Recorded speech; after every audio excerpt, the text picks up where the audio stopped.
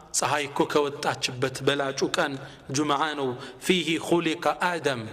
አባታችሁ አደም የተፈጠረው ጁምዓ ነው وفيه أدخل الجنة وفيه أخرج منها ጀነትም የገባው ጁምዓ ቀን ነው ከሷም የወጣው በጁምዓ ቀን ነው وفيه تقوم الساعة ቂያማም የምትቆመው በዛን ቀን ነው ያኔ ጁምዓ ቀን ይነፋል الله سبحانه وتعالى هين سيقلص من على ويوم ينفخ في السور يا طرمبهم بتنفاق زي ففزع من في السماوات ومن في الأرض بمريتم بسماء يالو فطران اندال يموتالو إلا من شاء الله الله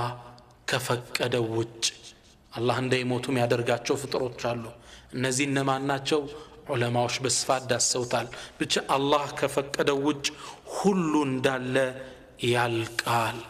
ይህ ደግሞ መነፋት ተፈጥሮን እንድትገለባበጥ ያደርጋታል ቂያማ ሲቆም አስደንጋጭ ነው